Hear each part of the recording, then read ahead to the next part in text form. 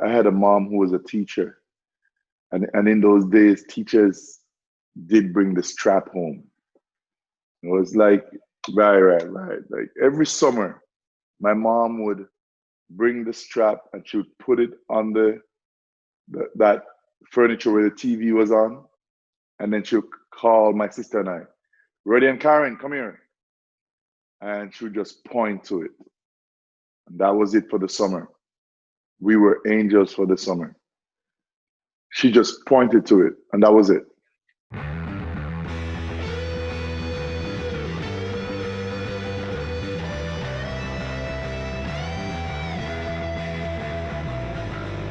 This podcast is brought to you by Squarespace, and you guys know how much I love Squarespace. In fact, I use it for my own website, adamlerner.net. If you guys want to save 10% on your Squarespace and domain, use the code ADAM at checkout, ADAM, and you'll save 10%. Hey guys, welcome to the Brooklyn Photo Works ISO320 podcast, and we are at episode 16 with an incredibly special guest, Ruddy Roye. Now, we met Ruddy through Instagram. He's got an incredible Instagram feed. I would definitely recommend you heading over there, and the links will be below, along with his website. And Ruddy, I guess, in a simple term, he's a photojournalist, but there's nothing simple about what he does. He's a humanitarian. He's an immersive photographer, and he is somebody who gets involved with the people and the story that he is covering. So there's nothing that he does that's just for the sake of doing it. There's a story behind it. And, when you listen to him speak, I'm telling you, it will change the way you feel about your photography, about how you are capturing your subjects, how you are telling your stories as well. Daniel and I were fascinated. We were riveted. In fact, so fascinated that we didn't even pause to do our typical introduction, because Ruddy just literally got on the mic and started telling us stories, and we were so blown away with what was happening that we didn't want to, for a second, interrupt any of the magic that was unfolding on the podcast. This is a long podcast. It's about 2 hours, but I'm telling you, the time will fly by and you will be changed for it like we were as well. So without further ado, let's jump in and have a listen. How do you describe yourself as a photographer? That that changes based on am I on an assignment, off an assignment, at home. On an assignment, I'm a completely different beast. In my head, I have these strict parameters that I follow, and those are usually how do you gather information visually, ethically, and having the idea that you'd like an organization to trust you and trust whatever you bring back, as opposed to grabbing up a camera, walking out in the street, and being more free with how I gather information. I tend to editorialize a lot when I'm in that free space. When I'm on assignment, I tend to be very strict to how I gather and collect photographs. So on one hand, I feel like a journalist. On the other hand, I feel like a documentarian. They do meet sometimes based on how long the assignment is. For instance, working in Mississippi on a story about amputees,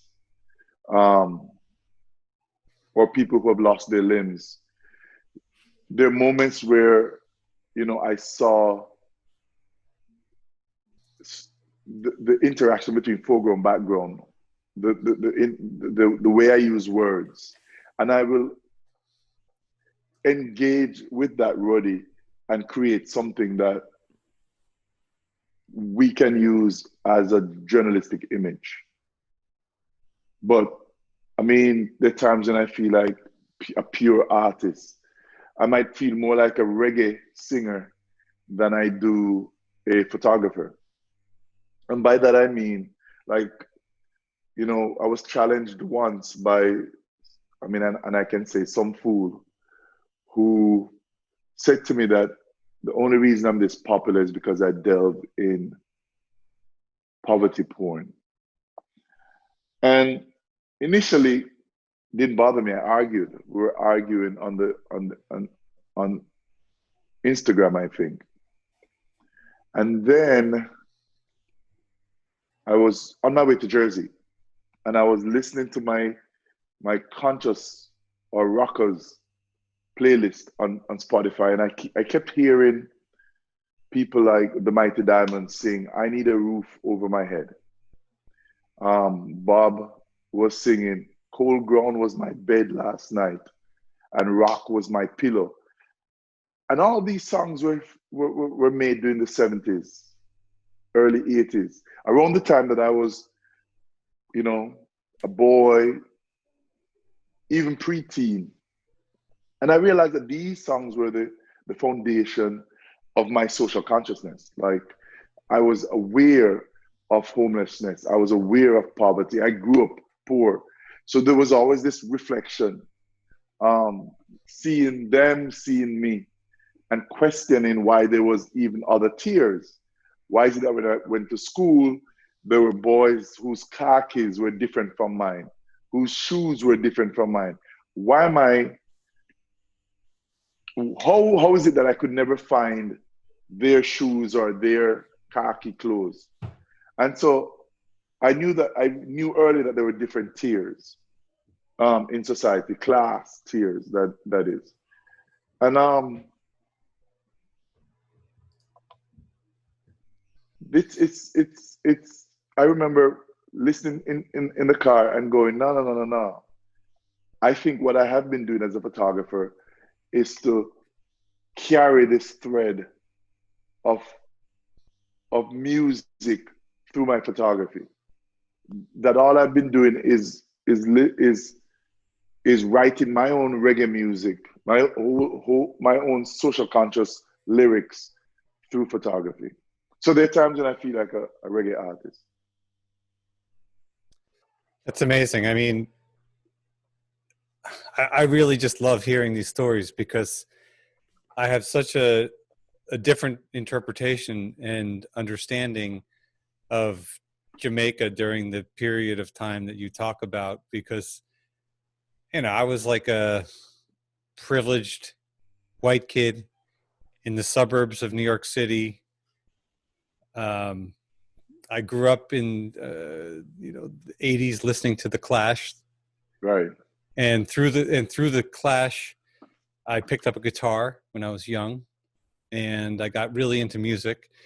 And what it did is it kind of forced me into self-discovery about myself and music and where the roots of everything that I'm doing. Why am I doing this? Where does it come from? And then I looked at where all the music came from, and then I got into reggae through the Clash. Believe it or not, they were my gateway because they were kind of infusing the two things. And I got into Bob Marley and Peter Tosh and stuff like that, and would hear a lot of the things that you're talking about in the lyrics and visualize these things and think about, like, holy shit, like that's tough to have to live like that. And here it is, you're saying like that was your reality. And that's deep, man. I mean, it hits me, because it's something that I have this kind of weird funnel of relating to, but being so comfortable while I'm relating and thinking like you were there on the other side of this while I was so comfortable going 40 blocks to get water and all that kind of stuff. And it doesn't, like, I'm not like feeling, pity for you. I'm just like saying like, wow, that's really deep, because we're both here today having this conversation, but we had such different foundations. I've also never heard someone describe themselves as a photographer the way you did. No. And it could have gone 1,000 different ways. It could have been a one sentence answer. I'm a documentary photographer, editorial photographer. And Adam and I are both musicians, and I did that professionally for 10 years, full time. And when I was a teenager, I went to a private Jewish school my whole life until I tried college, and then I dropped out. But I got into punk rock at like 12, and I became socially conscious about the class systems through some of my favorite bands, the very political. And, I told my parents, there's no more meat in the house. That's murder. That no more, got into all that. But through music, you really discover who you are, and everyone has their own path. And, well, it's a universal language that everybody understands. I went on a teen tour when I was a teenager to Israel. Now, Israel. That's just where you go to hook up with girls. That's not even a real thing. To be perfectly honest with you, in the 80s when I went, Israel was kind of like a third world country. It was like 20 or more years behind Western civilization. And I just remember, I completely lost my train of thought. There was a good thing that was happening here. It never happens to you. I know. It never happens to me. I just got completely thrown. I'll try to circle back to that one at another point. But I think let's go back to the point that you were saying, like when I asked you about who you are, what kind of photographer you are. It's interesting because so many people have the elevator speech. They have like the 2 or 3 line, blah, blah, blah, blah, blah, blah, like I'm giving you this and I'm done. And what's so amazing is that you were instantly ready to share who you are.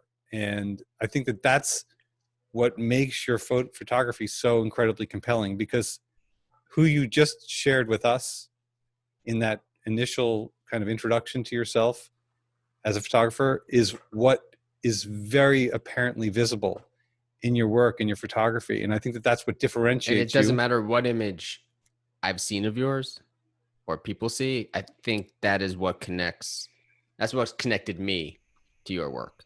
Is that each portrait you've done, yes, it's a real portrait. Doesn't matter if it's color, black and white, pulled back, environmental, or tight. It's just. And some of it's uncomfortable, and I think that that's good. I think that the fact that you're so honest with your work, and the people apparently are comfortable enough with you to be honest with themselves, that's a rare gift to be able to have that translate into photography, because people are always trying to be something else. And I think one of the things, and I guess it's very hard to talk about this thing that I do without a level of critique. I came up in photography when most of the doors were shut tight, and they were shut tight to a lot of people that look like me, and our stories were also. See, I just like paused.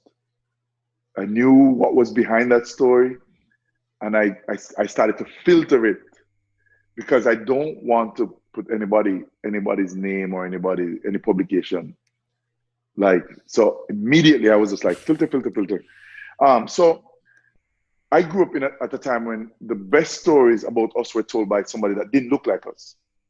It didn't matter. I sat down with 27 men and women in a collective called Kamonge, Kamoinge, Kamonge, where most of their stories were about being around at a time when nobody came and asked them for their stories, or even employed them to go do stories. And it didn't mean anything to me, or the full effect of that story didn't come across until one day we had this amazing group show, and I walked around and I heard the wives saying, "See that picture? That picture? That was the reason I didn't get to go to Paris." And from the photographers, no, that was our group show. On another time, we went to celebrate, I want to say it was Gordon Parks. It was a Gordon Parks anniversary, and there was a tribute to Gordon Parks. I think that was the story. And in it, they only used three black photographers. I am not sure what the theme was, but three black photographers. There was um, James Van Der Zee, there was Anthony Barboza, and there was somebody else who I'm not remembering. However, everybody else in the entire show were white photographers. And I remember listening to 20 something photographers from Kamonge saying, I have that picture, I have that picture, I was there that day.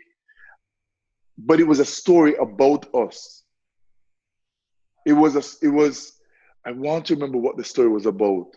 If it was about a person or something that happened, a civil rights moment that happened. But they were all shot by white photographers. And yet, here I was around 25 black photographers who were saying, I have that picture, I was there that day, that never got an assignment, never sold a picture. And I remember that day saying, I don't want to sound like that. I remember walking around, and I was already in my 30s. And I kept saying to myself, I don't want to sound like this. So that was like a set goal for me, not to be that photographer that would not have stepped out or did not have his work out in the open.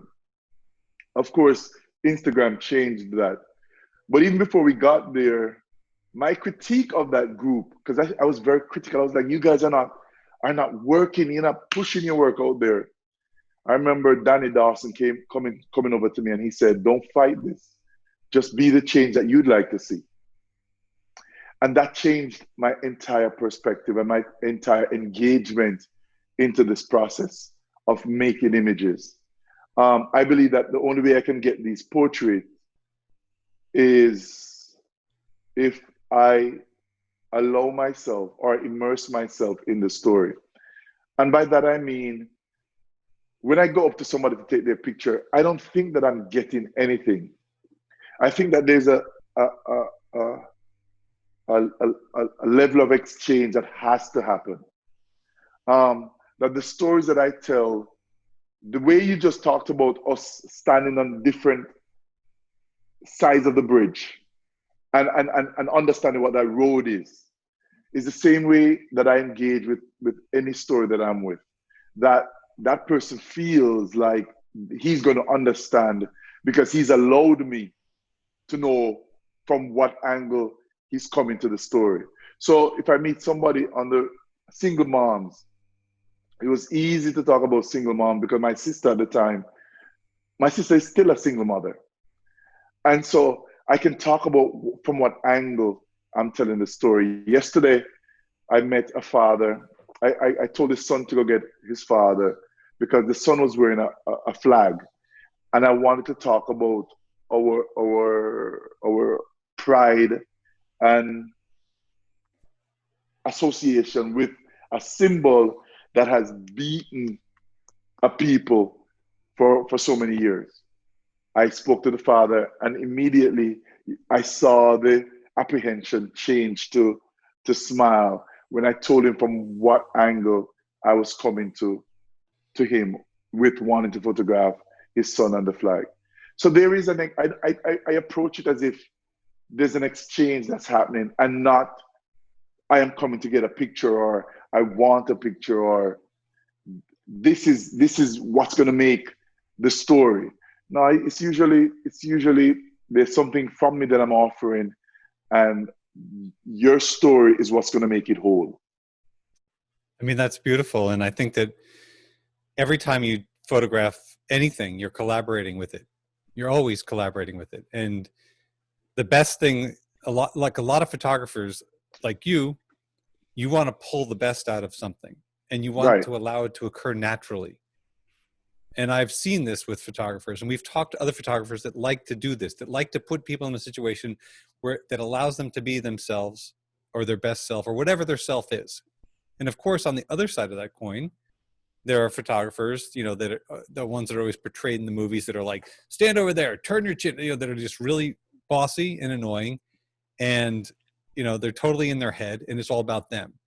Right. And I think being able to have the humility and the humanity to be able to recognize that in people is what's going to allow your subject to let their guard down and turn that apprehension.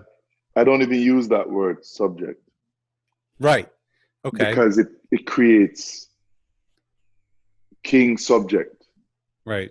And so if it's interesting.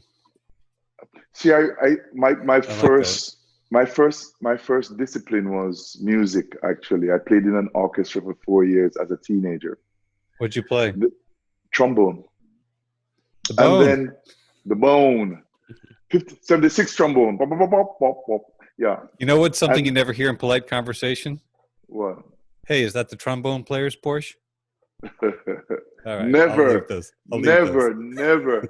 But I did go to Brazil and hear 4 trombones play, and I was just like, wow, I wish I had met these guys before I gave up. You couldn't tell. They were so good. Back to what was my story. Oh, so the next thing I did was when music started to wane in my life, I wrote a lot. I started to write. And writing developed into this thing where I would try to create pictures. And so photography was just the next step. So in my mind, I don't ever think that I'm taking a picture. I always think that I'm writing. And in my head, even as I hold the camera, I'm writing the story and I'm clicking when I think that I've captured the picture. That for me is the huge difference. So do you feel that this narrative style of photography that you're describing, do you feel that you're an active participant, like you're part of the narrative, you're part of the story, or are you more of the narrator of the story? More of the narrator of the story. Oh, but there was a reason why I thought I never used, it was quick, never used the word subject. Because in the beginning was the word. That, I remember Jamaicans are huge Christians. Like, we have a church on every corner. I grew up in the church, grew up in Sunday school. So one of the things that I remember from Sunday school was, in the beginning was the Word, and the Word was God, and the Word was with God. So you grew up understanding what you say. You don't want to give ear to the things that you say.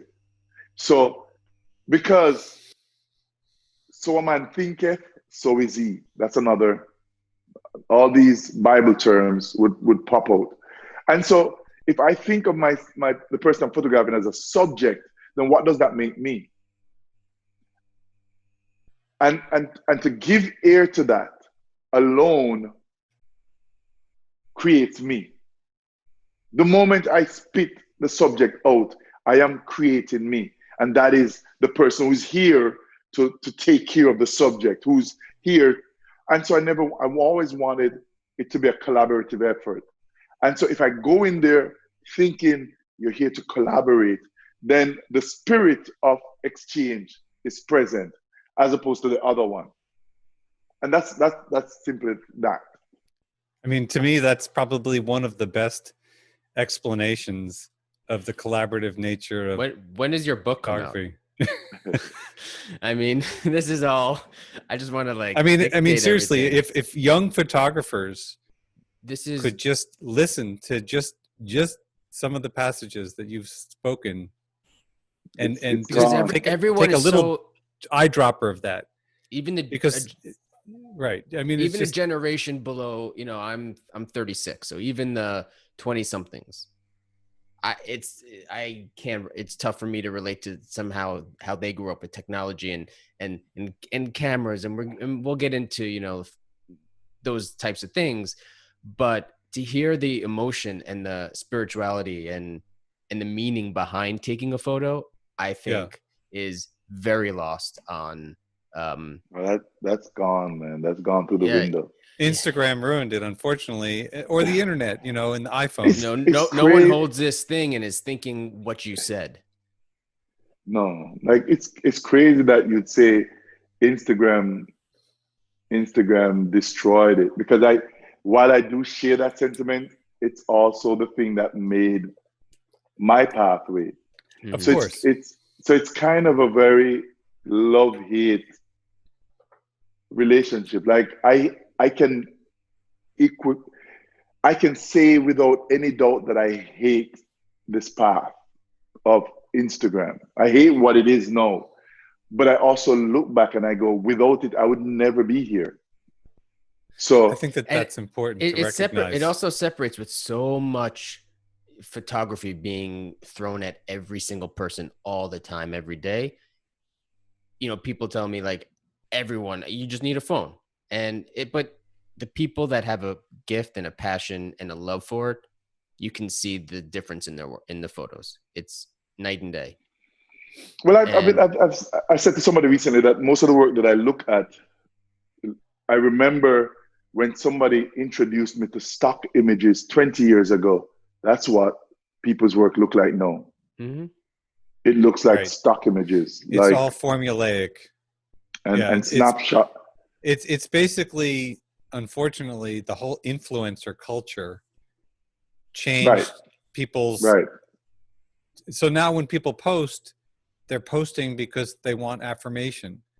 right, You know, it's the same thing with the selfie. Like people posting, when you're posting a selfie for affirmation, you are at your worst. And if you're posting pictures because you want affirmation, you're at your worst. And sharing imagery should be because there's an emotion, there's a feeling, there's something that means something to you. And if other people share that, great. And if they don't, well, then that's right, fine. right. But I think that what's happened is that we were in such an affirmation, we have such affirmation bias in our society that if we don't constantly have affirmation, then we kind of but feel there is like that outcasts. balance between, will this get me another job? Will this get me out there? Is this what I Right. want to portray? So there is a bit Sure. of, and people there's a bit of like, you treat it like a gallery, you curate it and this and that. And, you know, but there's a balance with everything. And it's almost helps when your feed is a certain way and you can kind of have your like junk magazine feed if you like seeing that stuff. Right. And then you have the stuff that inspires you. And I find Instagram to be very inspiring more often than not, because I choose to look at what I want to look at. Right. I might like some celebrity culture, You but curate it. I don't choose to. I get that from my wife. She looks at, Daily Mail, pop, and she tells me all the stuff. And I love pop culture so much. But when I look at Instagram, I want to feel inspired. And it works a lot of the times. I mean, Right. I don't want to see like 25 pictures of your cat. No, but I only put.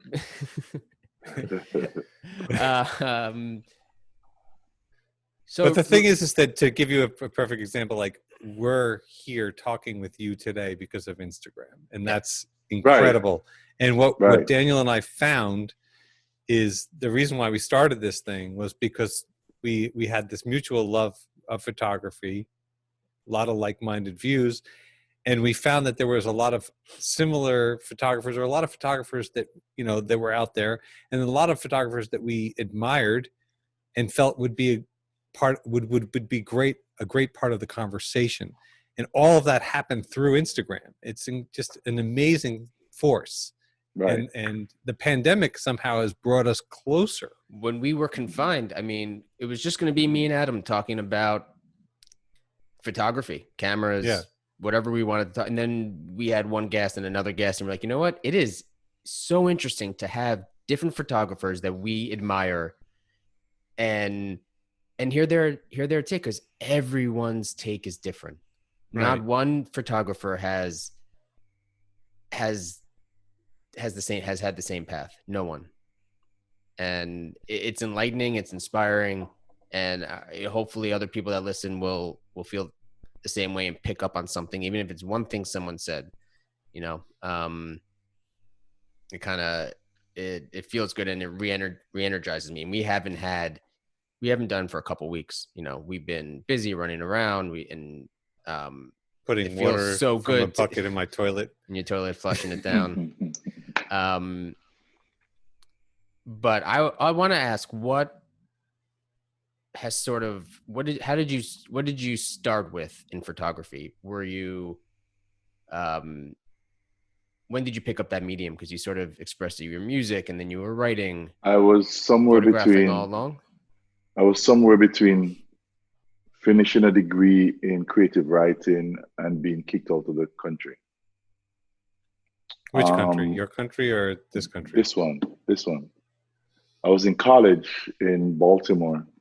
I had 30 credits left, and immigration was telling me that I was out of status, that I had to go back home and start the process all over again. Even though the college that I was at had given me a letter saying he's on scholarship, he has one more year, just stamp his passport, let him finish, then send him home. And they were like, nah, go home, bye. So that summer, as I was pseudo fighting, because I had already given up today, I'm gonna go home. My stuff was packed. A friend of mine from Brazil bought me a Nikon N50. I'd never touched a camera before, and she's still a philosophy professor.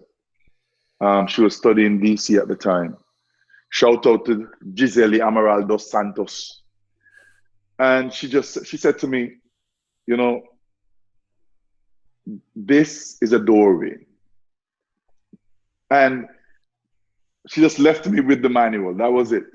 Another friend of mine from Argentina, Daniel Talant, said to me, let's go walk and I'll teach you the Sunny 16 rule. And that will get you on your way. And we walked from Adams Morgan to DuPont Circle, around in a circle and back. And in somewhere in there, we photographed a swan. And that was my first, because we went back to his bathroom and developed the picture. And that was my first image, a swan in a lake. The And first time you developed it, it actually came out? it came out, actually. Ah, A swan in a lake. I'm this sure was before YouTube. I'm sure the camera was on P. Hey, you still Almost. got it, man. No, I was talking Almost about the sure. chemicals. I wasn't even talking about the camera. Oh, no. Daniel's father was a photographer in Argentina. He actually, his father followed the national team. And so he had good Chemicals. Yeah. right, not just chemical, but his directions were good. Okay. And then right after that, I had to go to Jamaica. So I'm in Jamaica. The first thing I did before I left America was to upgrade from an N50 to an N90. No, to an N70. And while in Jamaica, I found a way to upgrade from an N70 to an N90. And I did not want to go back and work for the newspaper because I was a writer before I left. I decided, it was painful. The idea of going back home without my degree, I felt like I had failed. It was just, I did not come out of my room for a year. My mother fed me at the door like a prisoner. Like she would go and put the food at the door. And I remember finally when I started to come out, I went to the newspaper and I told them that I'd like to work here, but I don't want to write. They said,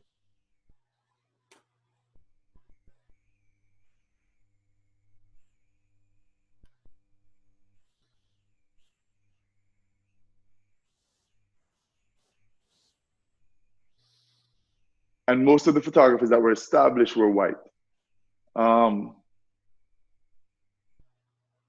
While I was assisting, I got a job from the newspaper to just run up to a railroad station in Cambridge, take a picture of the family that lives beside the station because the train, they were thinking of bringing back the train, and what would happen to all the families that had no encroached on the track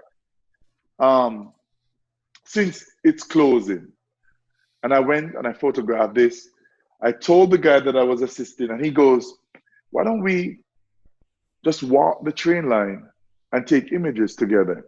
I was like, "Yeah, that's a good series. Like, I'd love to." So we started from Montego Bay.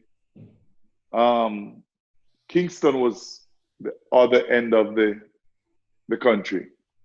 Halfway into the journey, he looks at me and he goes, "I think you should just stop taking pictures and just write. Be my writer for this project." And right then and there, I knew that he wanted to take the project. Like, for some reason, he knew what he could get from it. And so, I told him those nice 2 words, one with the F and the other one with the Y. And I ended up walking the rest of the journey by myself. In fact, when I went to Spanish Town, which is like the next city over from Kingston, the next town over from Kingston, I parked my car in a police station, and the police said to me that you shouldn't walk. If you're thinking of walking that leg, you shouldn't, because it's filled with guys who are gonna rob you and shoot you. And I said to him, I already walked that last week. I'm just here now to walk from here to Kingston. And you should see how white he turned. He literally, all the blood went from his skin. And I think it was a testament to how I move in the world. Like, I remember I walked that leg with my girlfriend at the time, who became my wife. And I remember photographing and saying to her, "Alyssa, there's some guys by a zinc fence. Just tell me when they're close enough." And she kept her eyes on them. And when they got close enough, I turned around and I faced them and I was like, "What's going on, guys?" And we were having this long conversation, blah, blah, blah. And they were like, "Why are you here?" And I'm telling them that I walked from Montego Bay to Spanish Town. And they're like, "What?" Da, da, da, da. And then on my way out, they said, "Ross," referring to my hair, "you should be careful. Like, people will rob you and take your stuff." And when I walked up, I said, "Alyssa, that's what they came here to do." But because we were having this conversation, they chose not to. And so I ended up finishing that project 121 miles. It took me 21 days, 10 miles a day. And I didn't do anything with the work until one day I walked into the airport in Montego Bay, and all the images are on the wall leading you to customs. And those were his images. And that's what, and it was sponsored by the Jamaica Tourist Board. So while we were photographing, he was making a deal with the Jamaica Tourist Board to have the images displayed. And that's why he didn't want me to continue photographing the project. So I've never done anything with that project. It's somewhere in slide sheets, somewhere in this. So hopefully one day I'll go unearth it and see what I did capture. But that was like the beginnings of photography for me. I remember when I learned the word reciprocity.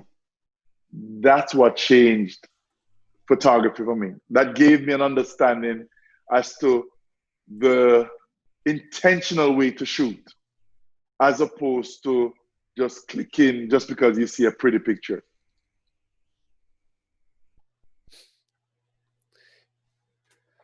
It sounds to me like that was a journey that was meant to be for you to kind of evolve as a human.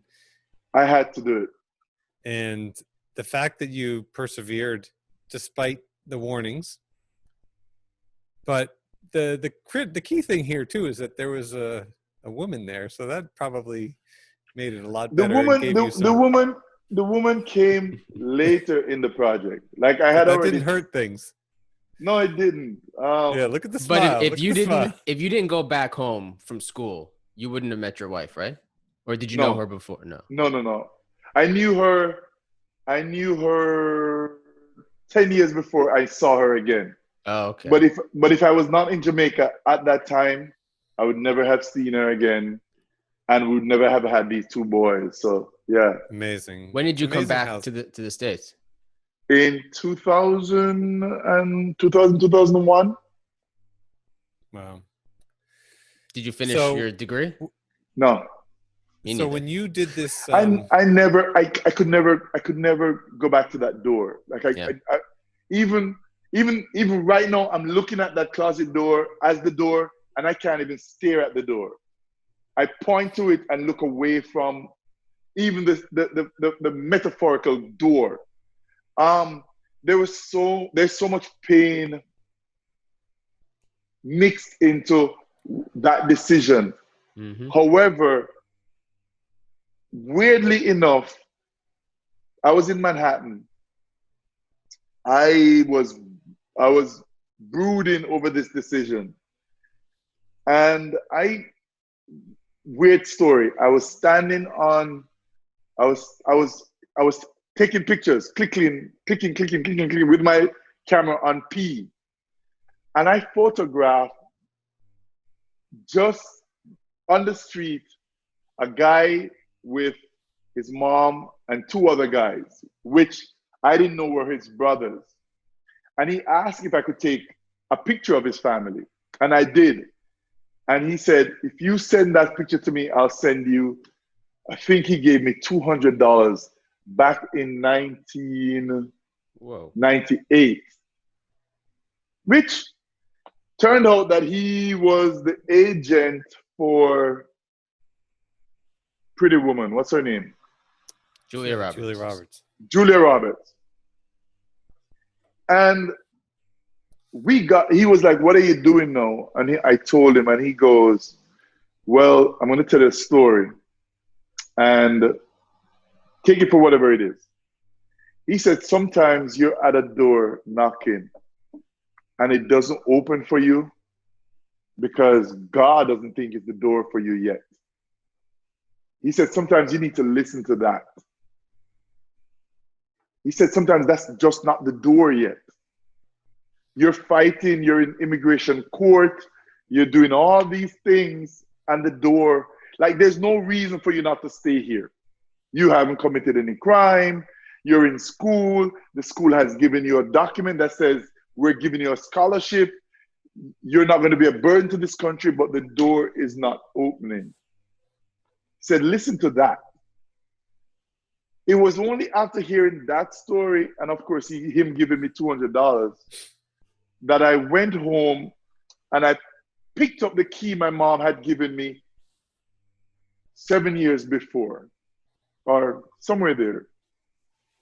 And that key, she said, if anything happened to you in this country, come home. This is the key to the front door. Walk through your door. And it was kind of, imagine making a film, this door not opening and the symbolic key to opening your front door. That changed my mind. I was just like, I'm not going to fight anymore. I'm just going to go home. And I went home. And everything, the moment I got up out of bed, I met Alyssa the night after I got up out of bed.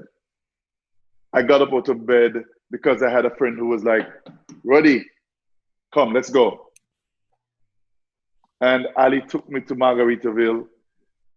I was walking into Margaritaville. Alyssa was walking out of Margaritaville. And I tapped her on her shoulder and I said, Alyssa. And she looked at me because we had met 10 years before when I was 19 and she was 15.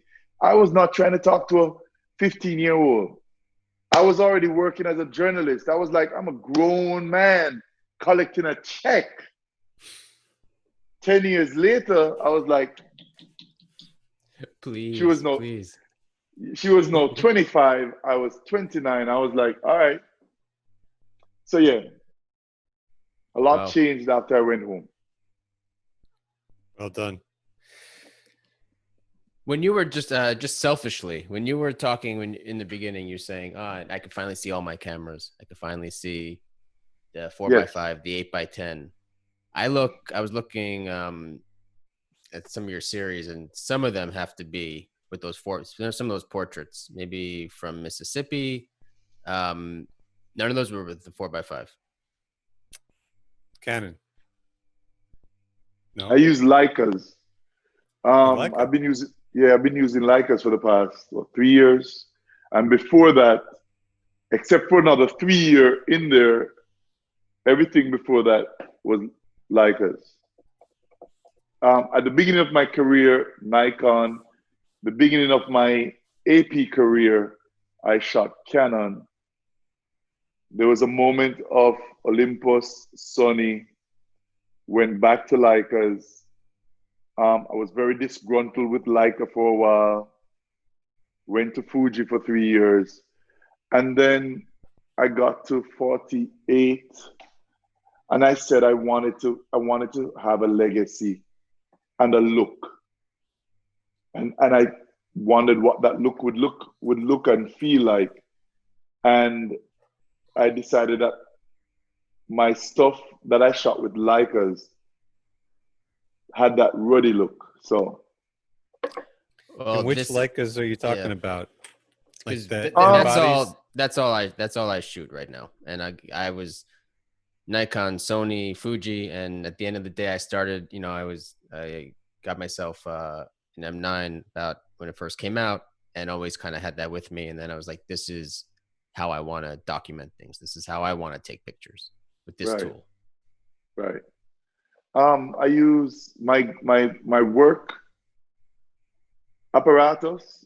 I use the Leica SL with one SL has the R lenses, and one SL only uses the Noctilux.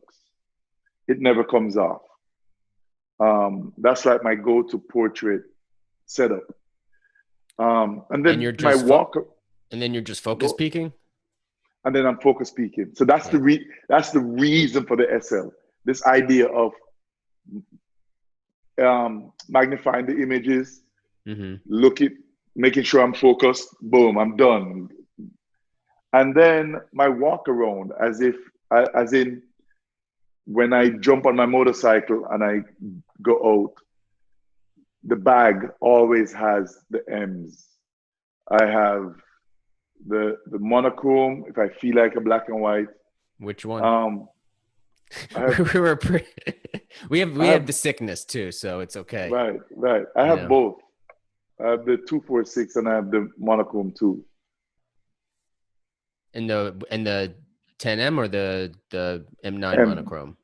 M in the M. So the M246, I think, is the first monochrome, and I have the M monochrome, the Mark II version, which just came here this week. So those go into my bag. I love the M10D because I can see, but I see here. So like when people see me outside and they're like, let me see, and they go, there's no LCD screen. They're like, oh, I said, because I've already seen the image. I know exactly what that image is. I know what's in the camera. So when I go home, I won't be surprised. My question is, I've never tried it. That's probably one of the few I've never even picked up. Are there any menus? Are you just always shooting? How do you even decide RAW, JPEG, and is it just one sort of metering system? It's you log into the Photo Pro. Oh, okay. And you change the settings that way. On your phone, okay. On your phone. And Does then it have a shutter on it? Like a shutter thumb? Advance? Oh yeah, but that's just to like some people want their thumb to be cocked there. It doesn't do anything. It's just Okay. You could if you just want, keep shooting. You don't need to cock it every time. right. It's like people. It's like people. I have like a uh, thumb. Thumbs up. Wait, Yeah. what? Thumbs up on my Mhm. other cameras. So where you put your thumb just to to rest relax it. it. Yeah. Yeah. Yeah, that's what that thing is on the M10D. But I've enjoyed this idea of not looking up until I was asked to be the ambassador for the 10R. And how do you feel about that? The other than the features, the dynamic range and the 40 megapixel, I truly enjoy the idea of using flash with it. So on the M10D, that's the one thing that I dread, and that's using a flash and not being able to see, because I like to turn down the flash and just use the most flash, or the minimal flash. Just a little I pop. can Yeah. just a little pop. I can see that on the screen of the 10R. So I appreciate that a lot, because I do like it's what time is it? Is it 11:55? I'll find a little shadow. There might still be a little light. I want to pop a little flash in it just to open up the shadows. I usually start to like sweat when I have to use the D, because You're taking probably a lot more pictures to make sure you got it right. Right. I don't know where that sweet spot is. So yeah. When I heard the R was coming out, I quickly sold my M10, because for me, I shoot a lot of weddings, and I use an M10, the M10 monochrome, and right now a CL for autofocus. Right. And I had the SL. I didn't mesh with it because I had the 24-90, and it was the lens that threw me off. I just am not a zoom kind of guy. Big. Huge. I didn't want to take portraits at f4. I want it to be wider. Right. And so the M10R gets announced. I'm like, oh shit. I sell it because I'm like, the prices are going to drop. And then it wasn't in the, until I saw your photos with it, I didn't see it in the hands of anybody that I gave a shit about. You know, I'm not selling you the camera. I don't care. I can put that on record. I don't care if you buy it. What I will say to you, if you care about being able to shoot in whatever situation and being able to pull out an image, that's the camera. If you're shooting weddings and somebody is in shadow while you can pull, like the dynamic range is so amazing that you can pull. So I bought an M10P, because I needed it back and I was hesitant about it, and I found a good deal. So there's that. But my hesitation is, being 40 megapixels with my monochrome, I could just bump the ISO and be at a high enough shutter speed. Do you get any ghosting if you're at like a 60th, 125th? No. Okay. No. Or I haven't seen it yet. Yeah. Okay. No. I mean, I really don't see much with my monochrome either, but I know, and also the frames per second doesn't, it's like the buffer, you don't run into that. Those are my two things, and it's been in the hands. I did an assignment with Nat Geo when during COVID. That was a camera I used during COVID, and it worked amazingly. And I just took that. Like I didn't bring anything else. I just shot with that. I even had my 246, and it just felt like. Do you know what an angler is? A Morris angler. Do you know what an escort is? A prostitute? No. It's the cars we grew up in Jamaica. So like a Ford Escort. Oh, the Ford Escort. Ford Escort. Oh, I thought you meant the old, like the British one. The British one. Yes. He's a car guy. I guess more of a prostitute kind of. I don't know. Yeah. So I grew up in a Morris Angler. It's a very small car. Do you know what a Lada or Fiat is? Of That course. Russian, A Peugeot right? So or something. right, so that's what it felt like. It felt really old in comparison to the monochrome, The the 246. M monochrome. The 246 did. Have Yes. you tried the newest monochrome? I have it. Got it today. You Got got it it. a couple of days ago. What are your do you have any, because I've been using that since February. Um, I You just I would haven't had enough love. time. No. I used it for my Oh, assignment. use it. I had it for Okay. 3 months. Yeah. I wish that all I did was black and white. Oh. That cam, like I mean, as soon as I got it, I went outside. My son was wheeling, and I went, pop, in love. Just one, and I was like, this thing is gonna come mess up my nice Instagram feed with all these colors, because now I'm gonna throw black and whites up. Yeah. Nothing wrong with that, man. I wish I only had to shoot black and white. I mean, to me, those, I can appreciate nice colors and in portraits, but I am just, I had each version of the monochrome. I sold my GFX system just to get. You did? I did. I had the GFX 50R with the 110 and the 45. Ooh, And I still have that. Where is it? You got that right, still? Yeah, it's right there. I like. So I sold that to fund a 246 just because it made no sense. But I wasn't using my GFX because I had the M10, and I just like the 50 Summilux on the M10. That was, to me, better than the GFX. Wow, that's I mean, shots fired. Yeah, and being stuck in the house and not having really much to any work in the last few months since all this went down, it's given Adam and I just time to really think about and assess like what we have and what we're using to get each job done. And for me, there's a fine line between having a camera that you really connect with and you use, you feel like an artist with, and it helps you to realize your artistic potential. And then there's also, for me, for a lot of commercial assignments, studio work, if I have a camera that doesn't really play nice with Capture One and things of that sort, it doesn't make sense. Like I had an SL and I loved it. It doesn't play nice with Capture One. It doesn't play nice with Lightroom, tethering. Like it, unfortunately, from a workflow standpoint, it was too complicated to try to make it work seamlessly. So for me, I have the M cameras, for the stuff when I know that I don't need to have that. And then I have, a more commercial branded camera for doing the commercial stuff. As he doesn't mention it.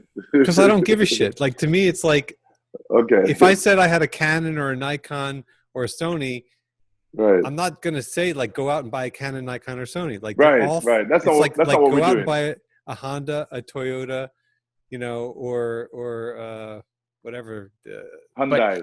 It Hyundai. makes when you they're all going to get the job done. Right. But, obviously people that are really passionate are going to have something that's a little bit different. And it doesn't make me more special because I shoot Leica. It's just a personal choice. And I'm not doing it because I want people to say, oh. But it makes you feel more. It makes you feel more special. It makes the photography feel more special. I feel more connected to it. I feel more connected when I'm photographing. I feel more confident when, even though I should feel less confident because I'm manually doing everything. Right. Right. I mean, that image that I shot in Tulsa of the woman being arrested from the Trump. Mm-hmm. That was with the SL and a 19mm. Manually. I mean, and they're dragging her, they're pulling her, they're walking, and I'm in front, critically focusing. Like I'm going, bam, bam. Someone would just say, why, if you had the Sony, bam, you eyeball, you got it. too easy. I mean, No, that's not. I had it. I jumped ship from my Nikon. I was like, fuck it. I am going. I want to hit the back focus button, have it be on the eyeball. And after 8 months of that, of shooting with that, I looked at it and I felt disgust. I just had this gross feeling about my cameras and, you know. So why don't you have the SL2? Or you just love the SL? Because Leica hasn't given me the SL2. Hey, Leica, if you're listening. Simple. No, that I makes mean, sense. it's like I 'Cause bought my first 2 or 3 Fuji cameras. At the time, I was photographing with Leicas, and I needed more commercial camera. I needed a camera, for instance, that I could hook up to a strobe Right. through the X socket. PC sync. You know what I'm saying? Just simple things. Yeah. When I went back to Leica to shoot just Leicas, I bought my first cameras. I bought the 246. I bought the M240 MP. I bought a Q. I bought. The SLs that I now have, I bought. My own money. Leica has given me, they gave me the monochrome and a D, a M10D through our agreement. That's it. 90% of the cameras I own, I bought. So, you know, for me to go get an SL2, I'm going to have to buy it. I would love to have another Q. I'm going to have to buy it. I mean, I don't think that has never been the relationship. It has never been the relationship with me and Leica where Leica is like, yo, Ruddy, this R is our first walk together as an ambassador. I mean, they never had North American ambassadors before. So this is the first free camera without any strings, no bargain agreement, just you're an ambassador. Take some images that we can license, that kind of level. So do I want to use an SL2? Of course. It would be the job go-to camera. But I don't lose anything with the SL1. I am also not that dude. Like, I don't chase. And you're not you're not using SL lenses on that. You're using your M lenses on the SL. I'm using M and R. The only M lens, okay, so on one, it's just R lenses. On the other one, it's the Noctilux. But I will use the 24-90 depending again on, I have the 24-90 and I do have the 35 Apo. But I don't, it's in a bag. As long as I can manually focus, I'm going to manually focus. It's amazing because most photographers would be listening right now and being like, why? Because you think about like the Sony and the Canon with the IAF and all the focusing features where literally you point your camera at your subject, it finds the eyeball. If your subject moves, it stays on the eyeball. You can shoot at f1.2 and have perfect focus every time. And all you're thinking about is your composition.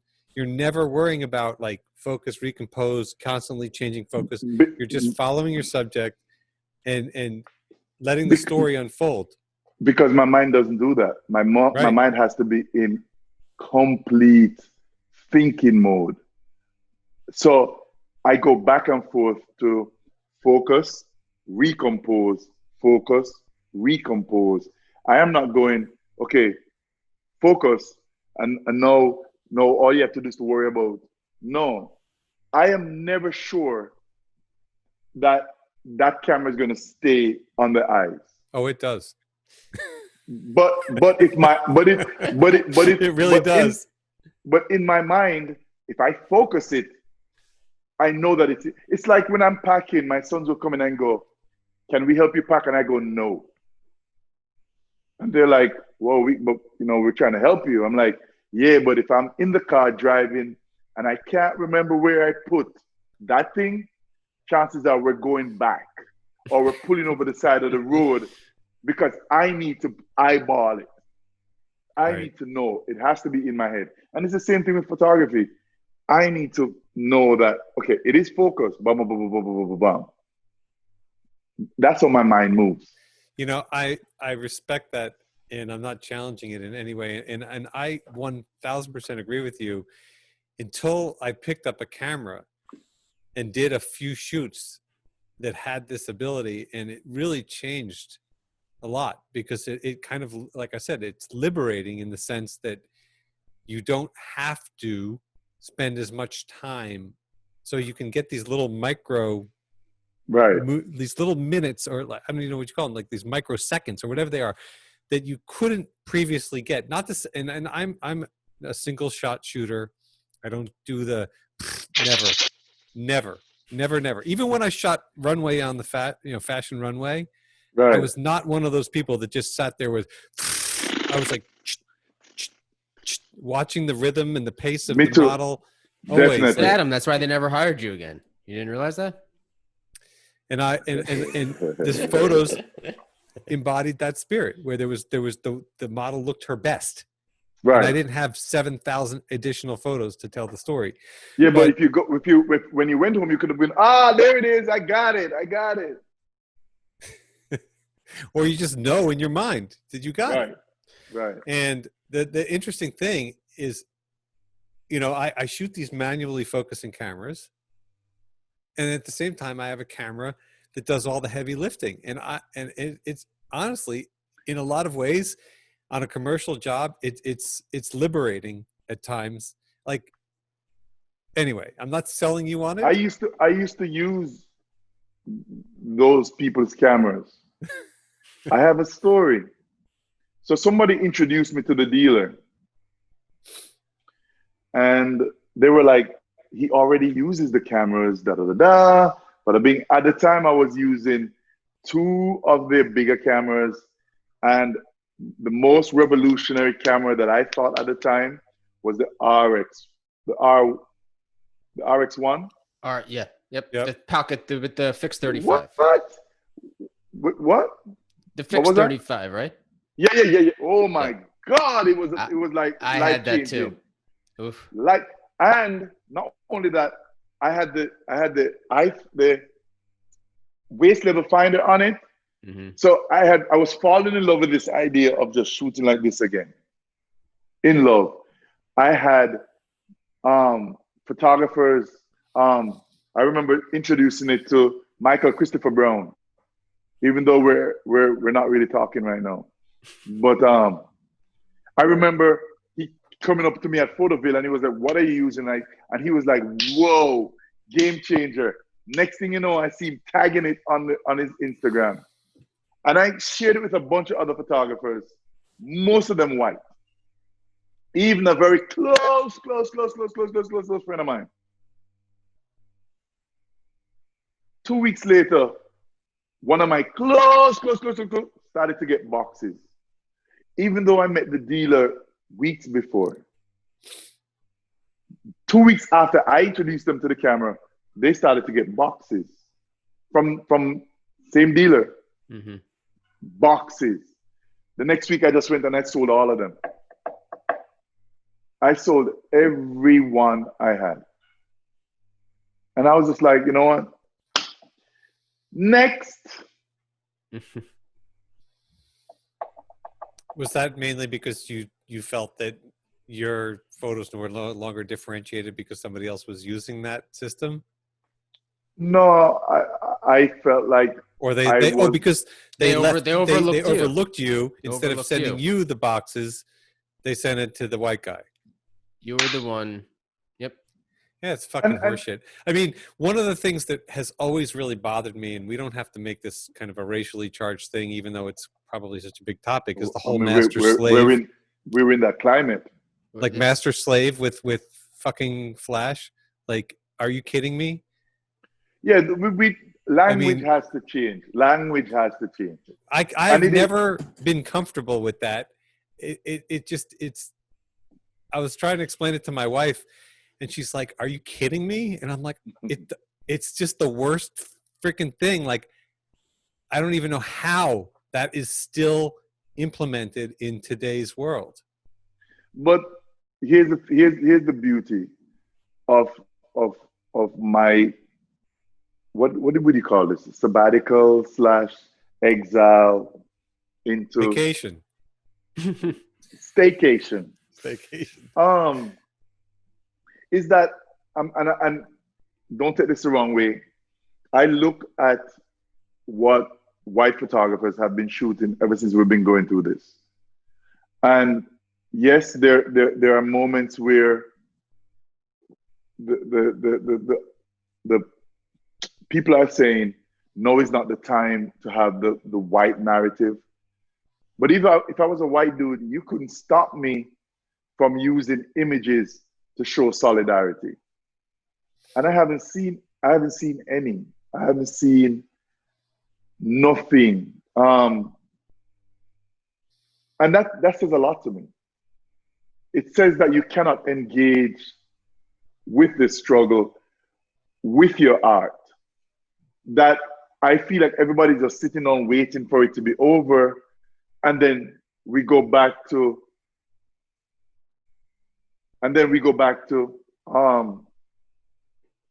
business as usual. The norm. Yeah. For me, I live in Nyack, which is a really diverse community, which is the reason we moved here. Because so is my block. My block is like Crown Heights. Mm-hmm. Why does people keep calling me? It has Moises. I think I want to say Hasidic. Yeah. It's a huge Jewish community. Hasidic, blacks, whites mixed in, and I don't feel less Brooklyn being on this block. Mm-hmm. Funny enough, the first person to welcome me back when I was in my yard on the next day after I came back was Moises. Moises, as you know, most people would say Jews are insular. Moises would have driven by, Moises pulled over. You see what I'm saying? And welcomed me. It was like, I'm glad to see you back, bro. And Mm-hmm. Moises is in his 40s. So he's not young and hip and like, nah. Mm-hmm. That resonates to me. That feels good. When you're, seeing your images when you're out documenting, what's going on and the Trump, everything that's racially driven, which is everywhere right now, which is, to say long overdue. I don't even feel like it's just beyond. But in my town, there are protesting every day, whether it's the local sheriff and different signs, and people drive by and honk, and I feel like I want to document more. I have a 2-year-old, a 5-year-old, working wife full-time, thankfully, because I'm not at the moment. And when I see you out at the different places all around the country and different photographers documenting it, I sort of feel this something inside of me wishing that I could connect that way. So when I drive through town and I can get out for 5 minutes, and usually it's with my film camera, which makes me feel even more connected, I take their photos. I just stand there for 5 minutes and feel like a part of it, even though emotionally I'm always a part of it, but being able to do that. And so I just feel jealousy is not the right word, that there are other photographers that are out there. It's a good word. It's a good word. Yeah. 3 years. When Yoshi was born, I was away from for 3 years until he could go to kindergarten. Mm-hmm. So I know that space. I know the space of I am housebound. Husband, housebound. That's what I used to call it. I I have to be home. Yeah. I have to be that one. And I saw all my friends flying off to Afghanistan, da da da da, coming back with Pulitzers and accolades and da da da da. And there's a little Mm-hmm. jealousy, a little. Yeah. But you know what saved my life? Photographing 1 image a day, 2 images a day. On my little walks with Yoshi, Mm-hmm. 1 image I was proud of. One. It saved my life. So Yeah. I mean, Keeping busy. I would say don't. I mean, like, and if you can't, find something to photograph about your kids. Oh, I mean, He does. that has saved me during this time, because I remember once my wife was in the office and I said, I feel angry. Like I don't get angry. And I was just like, I feel I have like this like rage. And she was, Yes. go out and take photos, go to the garage and make something. Just get out of the house. Out of wood. You know, like I used to, before my daughter, I would make tables and, you know, as a hobby. And I went out for a walk. I took some photos, and, you know, Therapy. it's a therapy. And if you don't feel like you're doing something constructive, and for people like us, creative, then, you know, it kind of eats away at you. So, oh yeah. I mean, my wife and I have an apartment in Manhattan, in Manhattan Valley, which is a really diverse neighborhood on the northern tip of Central Park. Okay. So you've got every type of person, you know, black, white, Hispanic, Jewish, whatever. And that's what attracted us to living there. And I love it. And it's the best neighborhood I've lived in New York my whole life. It's like the best neighborhood I've ever lived in. People are friendly. You can talk to people. Doesn't matter where you come from. Doesn't matter what apartment you live in. People just kind of engage, which I love. And one of my favorite things is just walking around, having conversations, taking pictures, you know. And since the lockdown, we've been outside of the city. And my wife has, you know, she's a type 1 diabetic, and she's at extremely high risk. So in addition to being locked down away from the city, we've also been very, very, very sparing with kind of seeing people and whatnot. But the long story is, like, I'm starving for this photography, because one of my favorite things is going out into the city and meeting people and taking pictures and just having my camera with me, especially an M, which is discreet and special. And just anywhere I go, if I'm on the subway, if I'm riding my bike, if I'm just walking through the park, if I'm going downtown, even if I'm going to a job or coming home from a job, I'm always doing this. Me and too. Like this, Me too. It's like this therapeutic activity that, being here in you know, the countryside of Connecticut, it's like there's no grit, so I'm still making photos, and I'm still trying to make photos that I'm proud of, and keeping that muscle going. You know, you're in a very, what I would, in my mind, I would say a very sterile space. Yes. And then I looked at David Allen feed a couple of days ago, and I saw some really amazing sterile images. Can you hear me? Yes. I can't.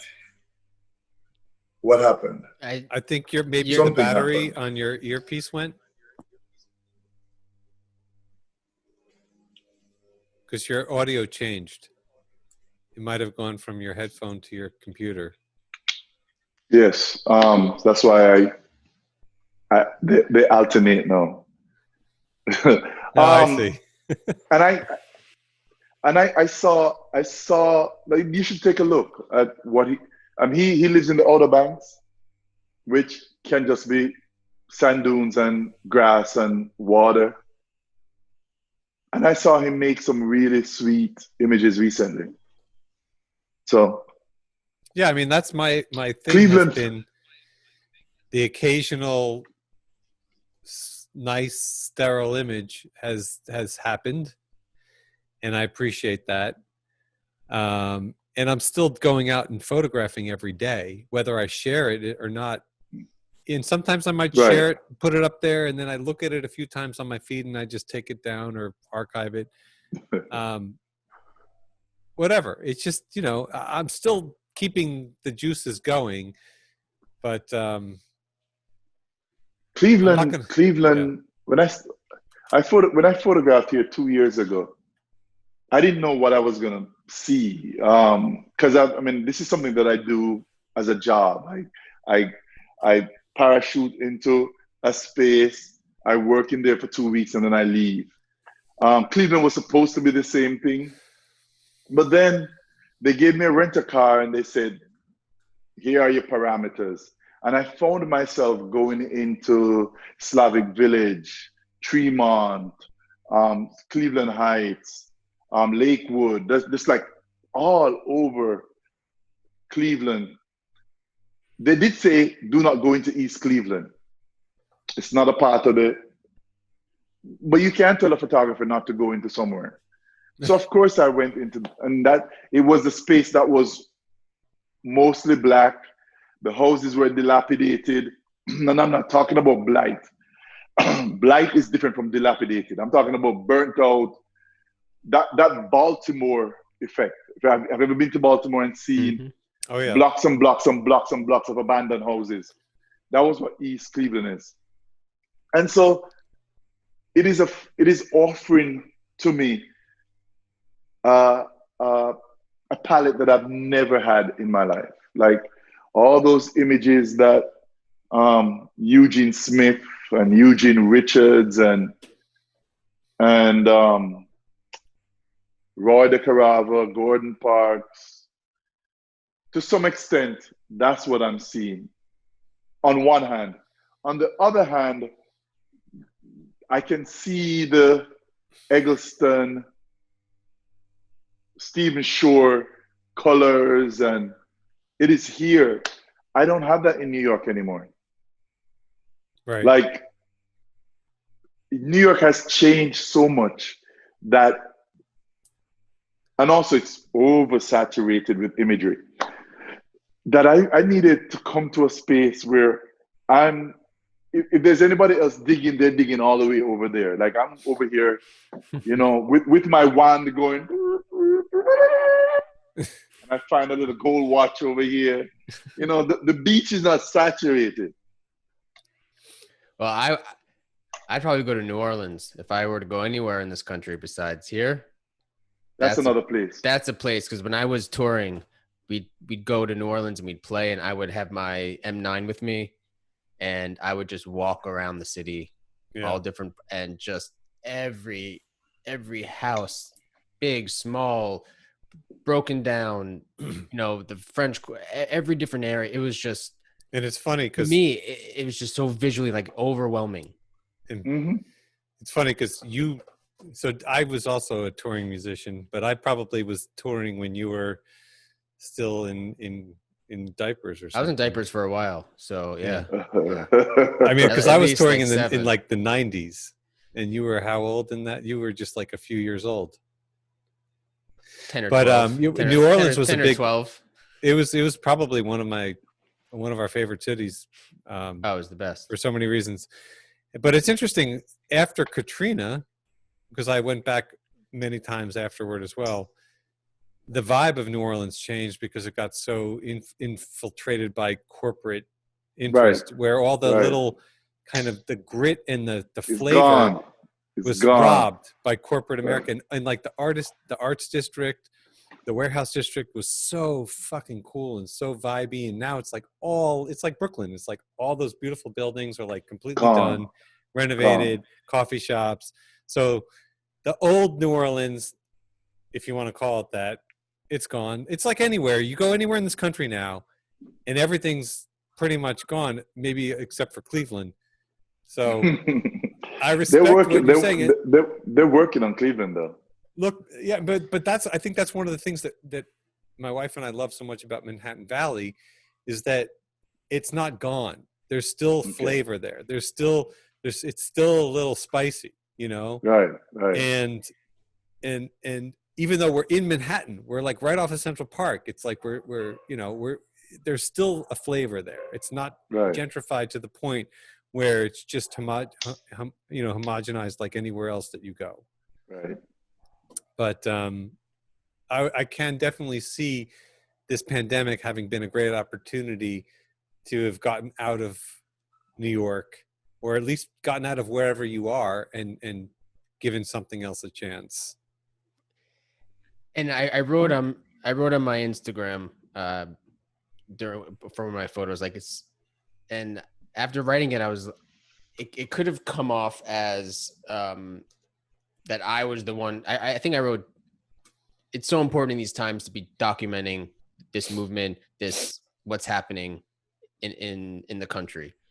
And then because I really feel that way, even though I'm not really able to like I said, I'm not really able to be out there like I want to be, because I'm a home, what'd you call it? Husband. Husband. A housebound husband.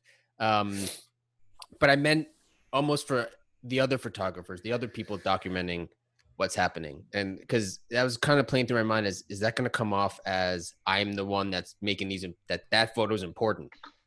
It's important to you, dude. For history. It's important to me, but in history, all we have are, well, now we're going to have, a lot of videos, but our kids, they're going to have photos that convey what was going on during this time, whatever's going on, this political, the election, the last 3.5 years of, garbage. And you mean with a giant mayonnaise sculpture? Oh God, I can't even running the country. That's a whole nother different kind of podcast, I guess. I don't know. Yeah. Anyway, but I look at your work, Rudy, and was instantly felt connected and oddly knew that this was the type of person you were, without really not researching you or Googling and looking into, I saw, your name in Goucher College. That was pretty much the extent of, my mother went there, by the way. Really? Oh, that explains a lot about you. It does. We call it Go Her College. It's all women, right? It's a lot of women. It used to be. It was all women. It was only women, and then they changed. That's when she went. Right. Yeah. So we used to be like, it's Go Her College. So. Nice. And I think the fine point that I was going to put on that is that it's very easy to get caught up in worrying about what other people think with social media. And there's always going to be haters. There's going to be people that just don't get it. Most of the people aren't going to spend time on it. Instagram is a fleeting thing. It's a millisecond. Swipe, like double tap. When is the last time that people actually take the time to even just write a comment that's insightful about a photo instead of just saying nice one? It was never our what's the word? It was never something we did though. Right. So photographs are supposed to afford us 1,000 words. Done. But, so I think that what Daniel was saying, and I think I have to agree, is that the realness in your work, it conveys into the realness in you as a human. There's no like persona. And it's not like your work is trying to be something. It's not like you're trying to be something. You and your work are symbiotic, and that's a beautiful thing and a rare thing. And it's not always the case that people and their professional or their artistic persona are the same. A lot of people, they put on their artist hat or their professional hat, and then they take it off when they're off camera or when they're away. So it's refreshing. And And inspiring. we're not here to puff you up I could, in I any could, way. No. But I couldn't. I mean, I don't. I can honestly say that I've never been moved by kudos or accolades. And it shows. I'll tell you. I photographed Robert Frank one day. I have tears, and it took 4 days for people to recognize him on my feed.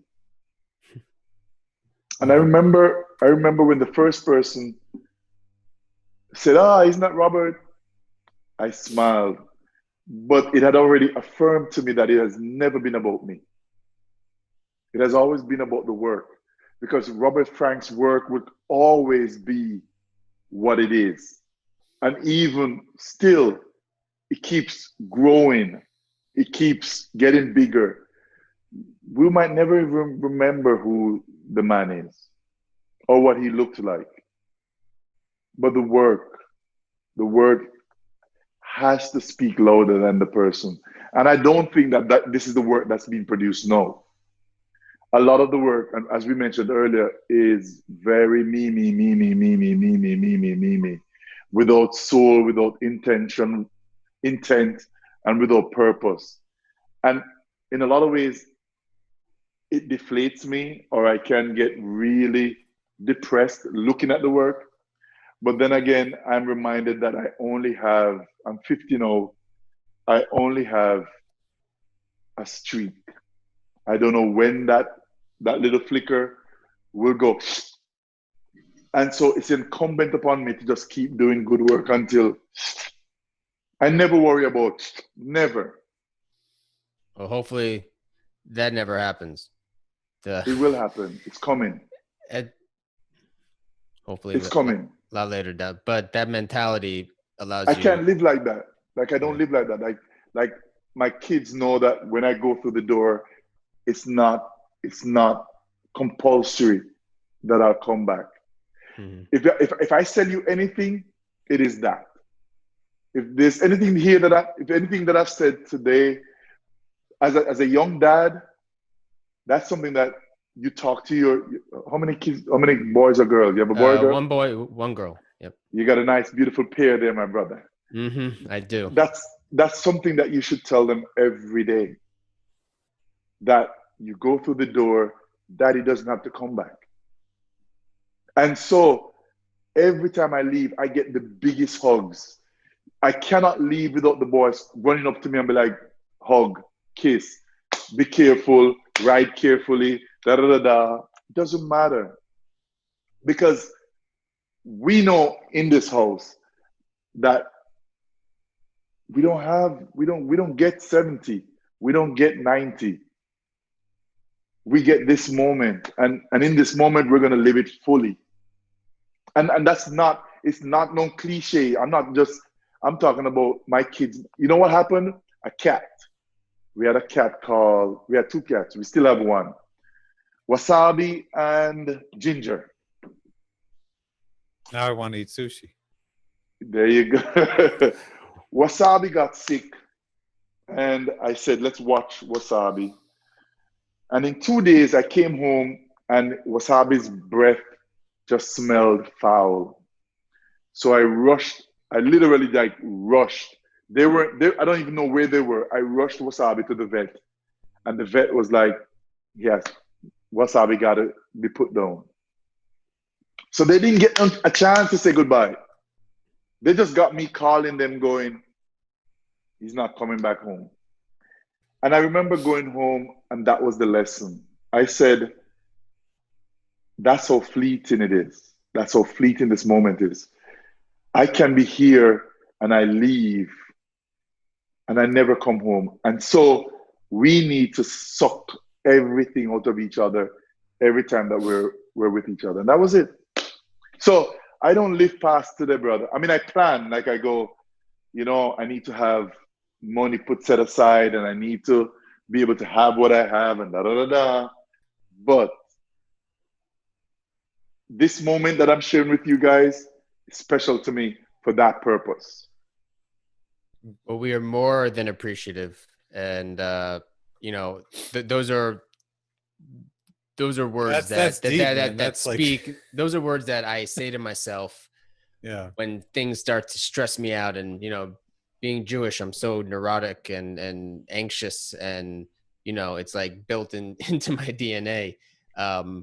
And It's basically know, from our moms. We get yeah, it. it's basically, you know, from our grandparents. But Yes. Oh yeah, our moms and their moms and their moms and their yeah, moms. If you get a bunch of Jewish women, multi-generational, into a room, I'm telling you, you will instantly feel uncomfortable. Deborah lives right across from me. oh yeah. So you know, she's, you know, I mean, Deborah they will knows. shower Deborah you knows. with love, but you will Yes, also feel, Deborah knows everybody's story love on food this like, and block. anxiety. you're not eating enough. Are you sleeping? Are you okay? You know, you don't look right. Why is that spot on your face? I Have you should been get to a this spot. I doctor should get lately? this. My mother-in-law had like some fluid in her knee, and it was like the end of. Oh yeah, She was the paralyzed. hypochondriac Oh was my invented God. with the Jewish woman. Woo. Sorry, we love Jewish women. But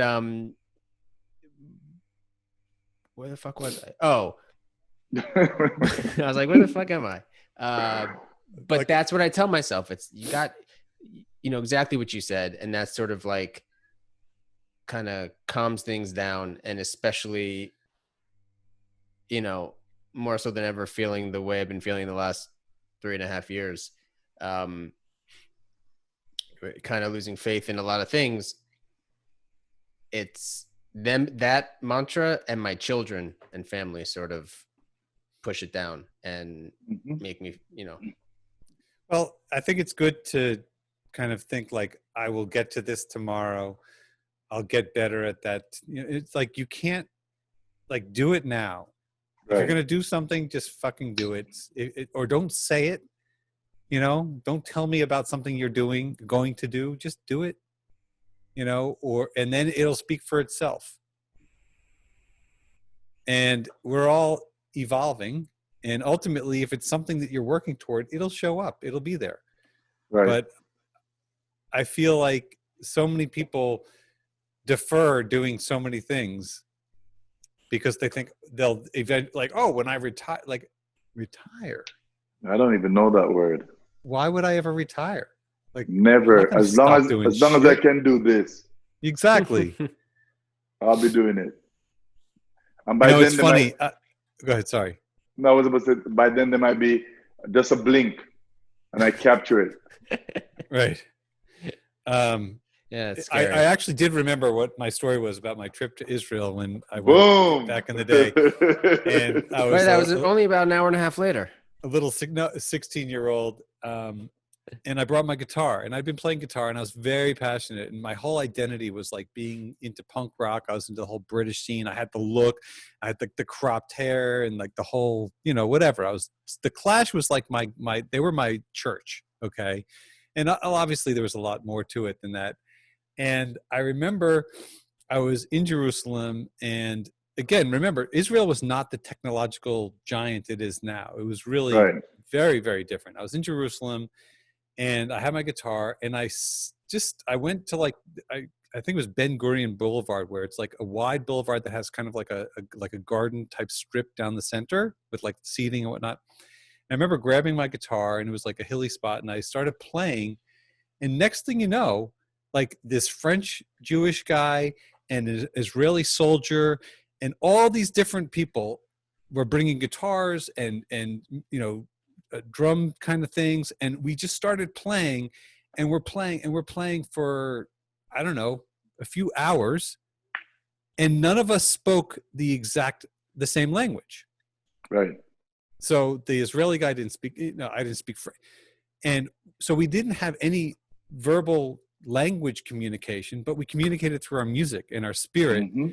And it was one of the most incredible experiences I ever had in my life, because at that moment I realized how small and insignificant I was. And it wasn't about me, yet I was connected to everybody on this earth, regardless of where they're from, regardless of how they grew up, regardless of what they had or didn't have, that I was part of this thing that was so much greater. And that's when I kind of realized that level of humility about my place in the world. and it kind of like set me straight from being like this like little, suburban, upwardly mobile kid. It humbled the hell out of me, but it also opened my eyes to all the different things and the possibilities out there. So I can edit those two pieces of the story together. Boom. But I feel like with photography, it's the exact same thing. And in my mind, music and photography they're so closely related, and light and sound have such similar properties, my first language artistically is music. But for some reason it applies very well to photography. And I've met so many other photographers that are musicians or have a musician background, like you with trombone, Daniel, as a touring musician. I feel like we all have this kind of language. I don't know I don't know if studies have been done about it, whatever, but I think that it's a common thread, or more common than we think as photographers. I don't know if you've ever seen that. I mean, I started playing trumpet 7 months ago. Oh, wow. Because I believe that my soul needed it. Like, having gone to some of the spaces that I've gone to, coming back heavy, feeling like a barnacle with all these things hanging, the only thing that could shed it and cleanse me is music. So I've been playing for 7 months, like really learning it from scratch. The only thing that's pseudo close is transferring from a bass clef to a treble clef. But I already know the properties of reading. I know sharp flats, majors and minors, basic, but I need music. I have to have music. I discovered Roy Hargrove, which is funny that I've been listening to Roy Hargrove for decades. But only when I started to play the trumpet did I start to look at the back of the CD and seeing that Charles Fambro played with Wynton Marsalis, Roy Hargrove on the same album. So just stuff like this. And so you kind of spread your discipline over into other disciplines, and you use the same properties, and it grows in the same organic way. And you realize that they're all the same. They're if you apply yourself the same way, you will get the same results. So it's awesome. It's not easy at 50 to start learning a new instrument either. No, not at all. Yeah, but that's. I mean, you had the trombone background. I'll let you guys know.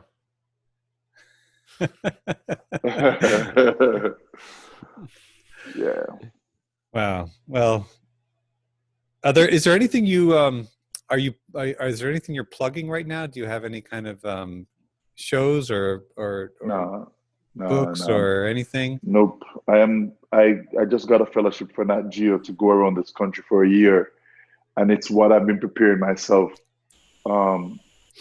mentally and emotionally for. This idea of driving around the country and collecting imagery.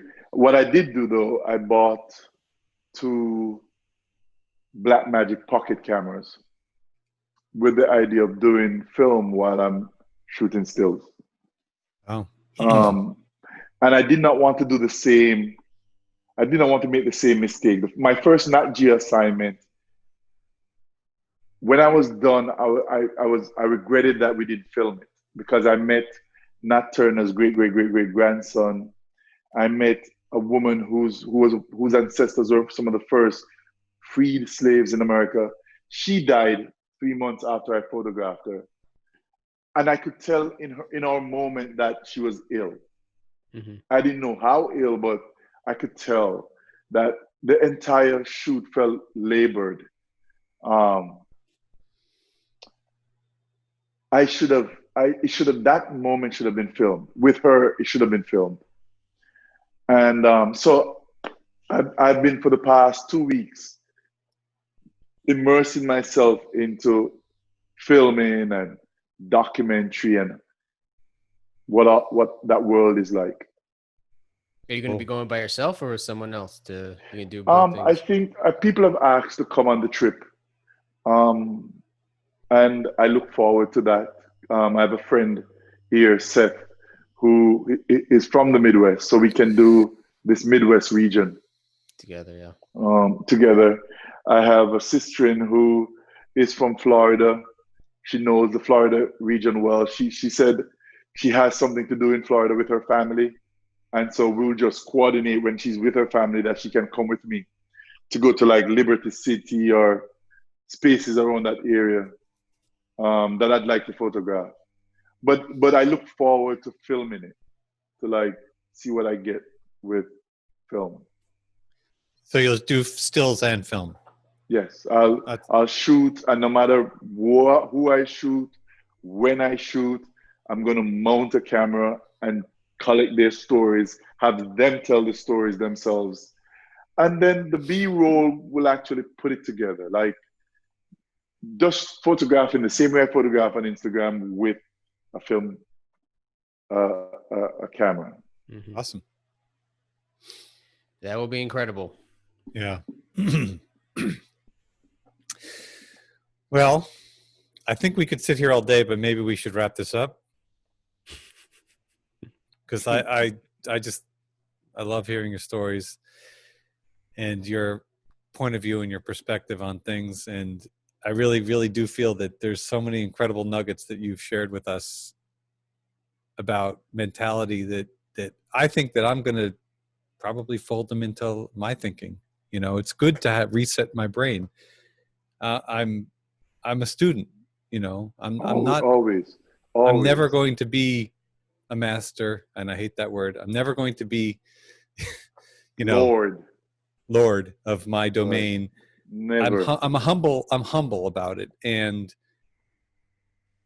there's nothing better than learning from others, especially those that you feel are on the right path. So I thank you. I feel the same way. I appreciate it, brother. And you just somebody brought up something about an insect, did they? Did somebody say something about an insect while we're talking? Or no, you were talking about funny. Isn't that weird? Insect. You were talking about connecting. Neither one of you spoke the language. And I immediately thought about an insect. With all our stuff, whether it's the feelers, whether it's the hairs on our bodies, this whole idea that we have 5 senses, and what do we use it for? We use it to taste, we use it to feel. All of those are what we need, but we never talk about what it is for. And you said the most important word, and that's why I brought up insect. It is to connect. Our senses are not just for us. It's not just that we can taste food and smell food, or it is for us to take it in and then find a way to connect. And that's the part that as humans, we have not done well. We have not used it to connect. Robert, and I remember when Roy de Carava died, his wife said, all the people that he has taught all over the world kept writing back to say what, and I said in my mind, I was at the remembrance, and I said, he did what he was supposed to do as a human, and that is to connect, to give it back, to push it back out, and to make the connection. And that's what you did while you were playing. You were using your talent to connect. We don't do that. I immediately went to thinking about insects moving around. They can't see. They use their, and it's not just to taste the air. It is to connect with their environment, to be one with their environment. Because of we think that it's self, it's ego, and that's what I got from your story. That I need to remember it's not for me only. It's to connect. It's the connection. That's the most important part. And I think that, and thank you. And I think that for illustrating that, but what I was trying to say is that that's essentially your approach to photography as well, is that need to connect. And it's not about you. So when you're out there, you are not commanding. No. You're part of this thing, connecting with whoever you're shooting with, and then allowing for something to happen. And that thing is always more special than what you could imagine, because you didn't anticipate it. You allowed for it to unfold, and that's brave. And there's a level of level of bravery that it takes, and self-awareness, to allow that to happen, because people are so quick to control their situation and their surroundings. But to be comfortable enough to allow for those things to unfold takes a lot of bravery and self-awareness. A little bit of talent. Well, the talent is definitely there. So, well, I think there's such a thing as talent. The talent is being able to. My mom always said, if you don't know where you're going, you won't know where to come off. And I use that in photography. If you don't know what it is that you want to say, you won't know when you see it. And so there's a lot of intentionality about it. I don't think there's a difference between intentionality and control. Yeah. I allow whatever I'm seeing to happen in front of me, but I know when that is the thing that I want to talk about, or that is the thing I want to capture, and that's when I come off the bus.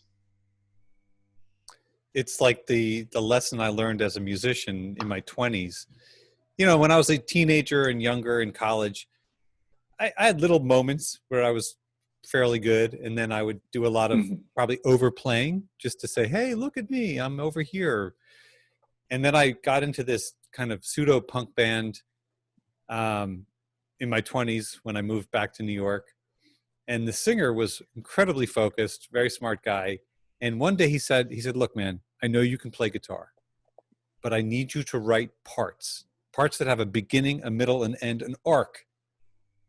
And all of a sudden I was like, whoa.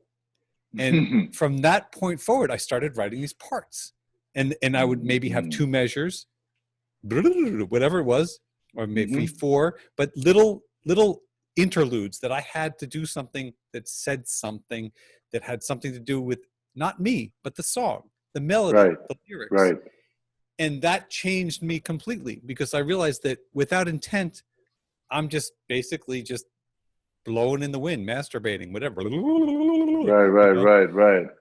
You were that guy. You were that guy during sound check. Hey, is this the thing asshole on? that's just too loud, like, and it was the best lesson I learned, and universally, I'm able to apply that to whatever pursuit that I have, so that there is intent. And we've discussed this in some other podcasts, and I've always been the rhythm guitar player. Aside from the punk days when we did the proper band, I didn't write the songs. There was a songwriter who was the singer, but I added my part, and that was my way, having sort of like seeing what was going on, seeing what was laid out for me, and then adding my bit to it, which sort of like gave it the bottom, filled it out, instead of the part that everyone's eyes went to your hands as you were, moving your fingers and bending and doing all those things. That was like the bass face, Right. And that's the way I take pictures. When I need to, I interact, but I love just seeing what unfolds and then adding my eye to it. And hearing Adam, and you always make musical connections. Music was my first art medium, but visuals was, I think, looking back on it, was my first. Visually, I always learned visually. I needed to see things. I can't read instructions and do something. I need to see it being done. And musically, me too. It was the same thing. They tried to get me to do. I couldn't do it, and I saw someone play something, I played it. And so I didn't find photography till my mid to late 20s. Never Me too. anything. I just 20, one day it 20, felt 26, 27. yeah, exactly. Oh. And I picked it up and it just felt like it felt right. Organic. Yeah. I didn't start shooting professionally until I was in my 30s. I did a bunch of other shit. I tried to do it. I tried to make music happen for probably too long. And it was unfortunately, it was a great experience, but it didn't turn into a career. But I'm glad about the trajectory that I've been on. I mean, there's a lot of things that as a photographer, I wish that I could have done or been doing younger, you know, when I was just in my younger self and didn't have any responsibilities and blah, blah, blah. But I'm okay with it. I'm happy where I am, you know. You're exactly where you're supposed to be. And I have a lot more to do. Yep. You know, I feel like I'm just getting started, really.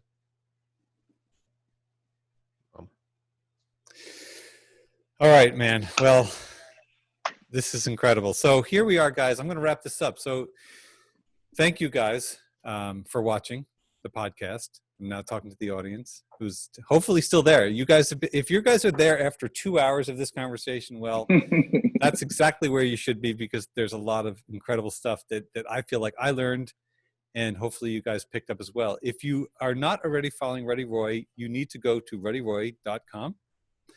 And it's Instagram.RuddyRoye. Yes? Or at Ruddy Roye. At Ruddy Roye. Don't worry about that. I will put all of the links to this below so you can easily find his work, and really take the time to look at it, please, and follow, because you will do yourselves a favor. I know that it's been helpful to me, and definitely one of those feeds that I'm going to spend, and I do spend a lot of time in, and you guys will too. I don't know. I'm kind of like, I'm a little speechless right now. I feel like this has been an incredible journey. There's been some emotional moments in this as well.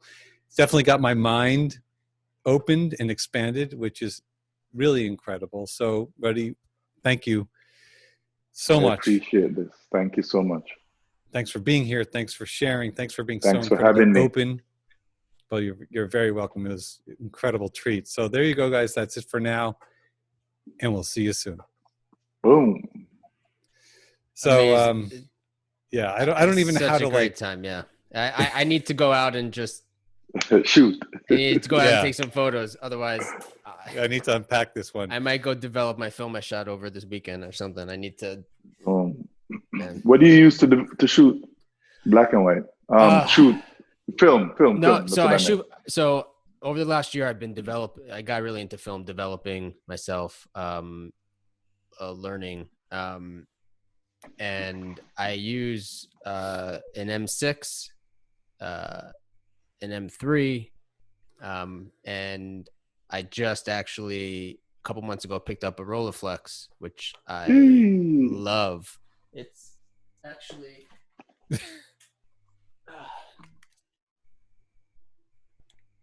yeah, beauty, and but I'm actually Don't move. Let me see how good I am in all of this stuff. Oh, not far at all. Not far.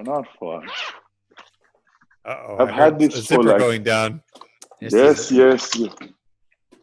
See, these bags are just loaded with. Oh yeah, is that the 2.835? I think this is a 3.5. 3.5. What are we talking about here? We talking about one The of roll these? is. Oh yes, these. This is like a super geek out moment here, people. Look.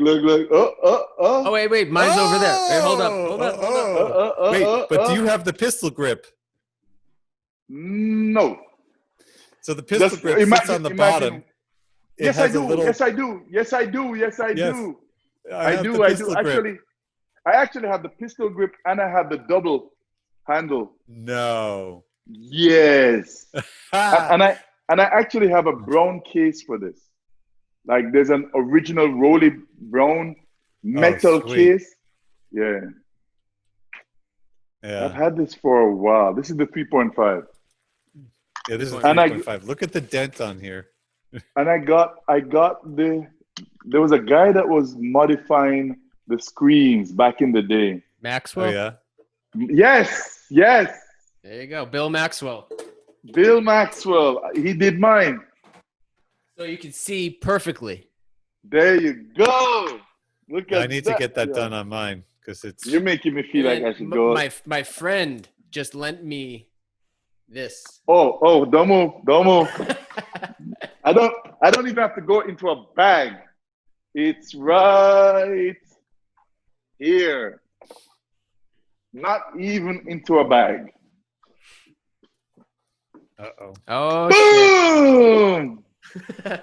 Oh Yeah, I'm telling no! you. I don't have anything to show. Oh man. So I went away with my family and my mother for the weekend, or during the week, and I'm And you looking still have a at. smile on your face. Yeah, I do, and I have about 8 120 HP5 rolls that Ooh. I shot. So I am. Yeah, I'm gonna be a busy man. I usually have 2 of every camera. I only have 1 Rolly, but I have 2 Pentax, 2 Mamiya RZs. The R's. So here's a question. Watch out! Watch out. Here it comes. We'll just make sure you order some food for tonight. Right. So I want to blend a store. One of the local stores is getting in a Contax 645. I've never shot with that 80. It's the beast. Beast as in you will never shoot anything sharper. It's a beast. It was well made. And then then my thoughts are, if I'm at a wedding and I want to take those portraits and I want to throw a digital, and I can even throw a digital back on to do something different. Hasselblad. Go with like an H body. Yes. No. No. The Even the 501C. V. Oh, 501C. throwing a digital back on the 501. I have a 503 CW. Throw the Mhm. digital back on. What digital back do you have?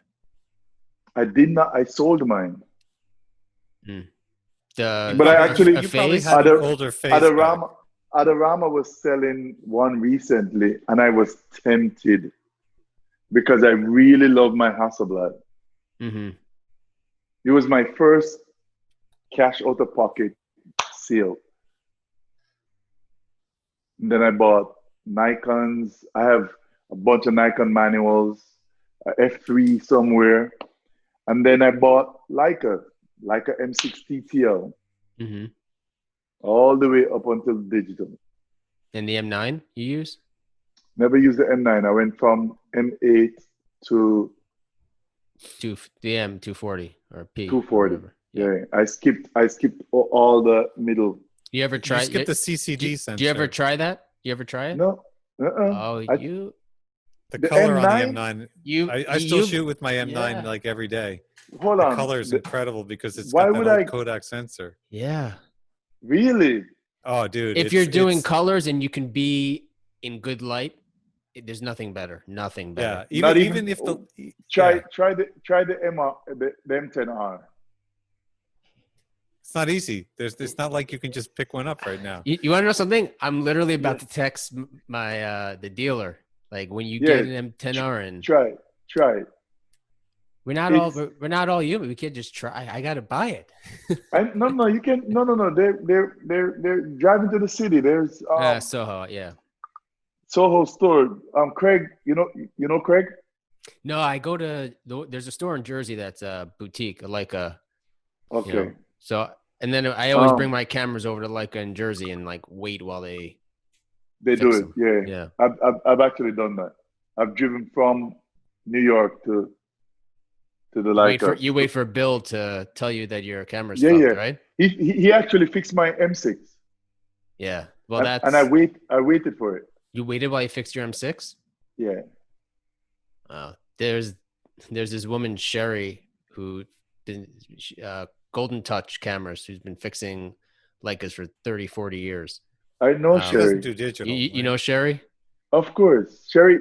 She was one of the first names Mm-hmm. that when I was going to Tamarkin, Remember Mhm. Tamaki? Yep. Do you ever know Yeah, yeah. In Tamaki? Chicago. Yeah. No, they had a store on Park Avenue, Oh, okay. 219 Park Avenue, Downtown. right at 17th Street. Um, Sherry, they used to send you stuff to Sherry. Mm-hmm. So she fixed my M6 for me.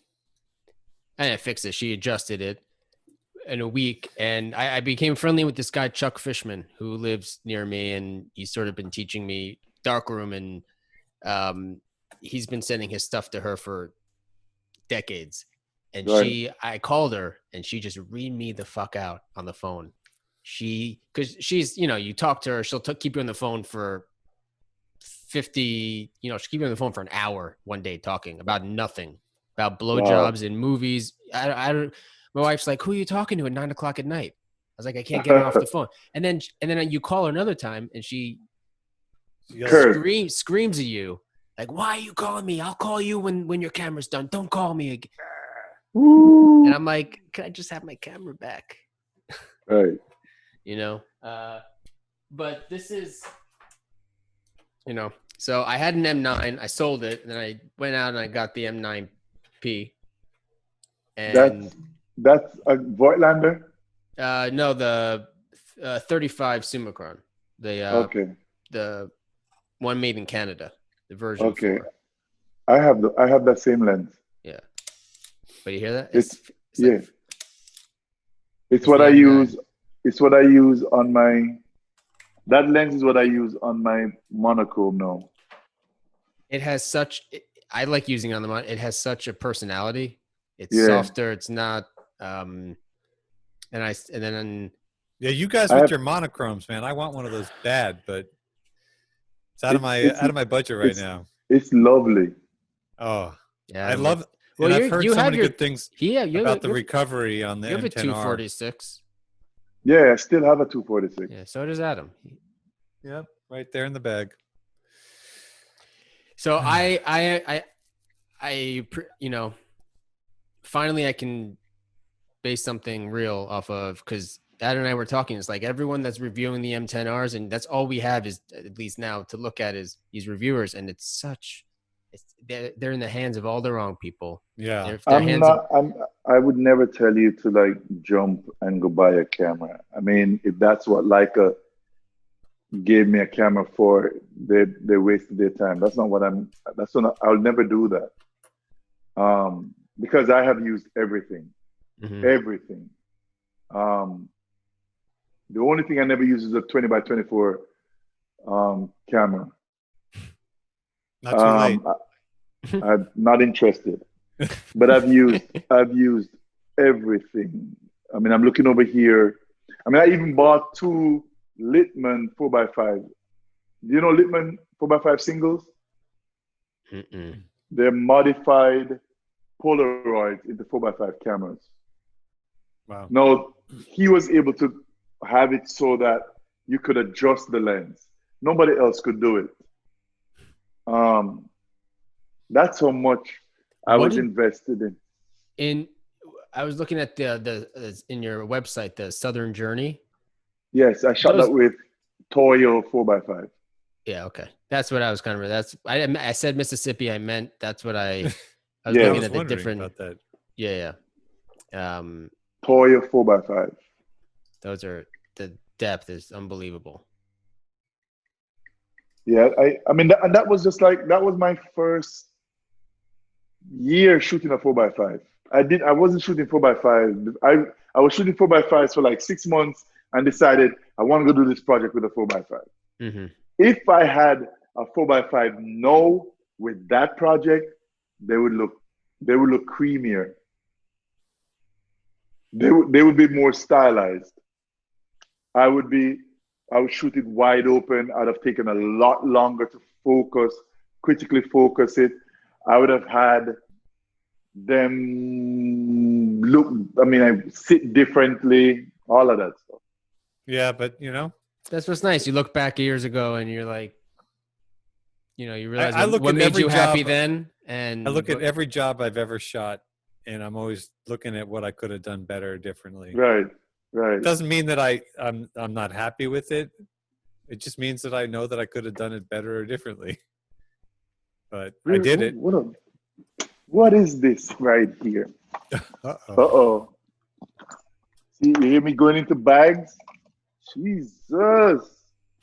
Look what I found. Mm-mm. Ooh, that's beautiful. Oof. First camera I bought. With the grip and Everything. I'll send you my address. Look, this is an original Hasselblad. It almost strap. looks like an S&M toy with like the big rings. Yeah, with the yeah. You strap that thing on like. But back in the day, the designers were like in that era of love, and yes. So it dictated how fashion was. Man, I love this camera. I wish that's beautiful. I wish like the jobs that I did allowed me to only use this for my whole life. I would have been good. Oh man, well, what back did you have on that? The first one, the 11 megapixel. Okay. Why are you calling CCD. CCD, yes. So and then I'm sure if you shot with that back right now, you'd still get amazing photos. It was dropping in value so quickly that I got rid of it so quickly, because right after that was a 30 megapixel back, and then right after that was a 50 megapixel back. Well, I think I need to go shoot and get paid to do it so I could buy all the gear that we've been talking about. Yep.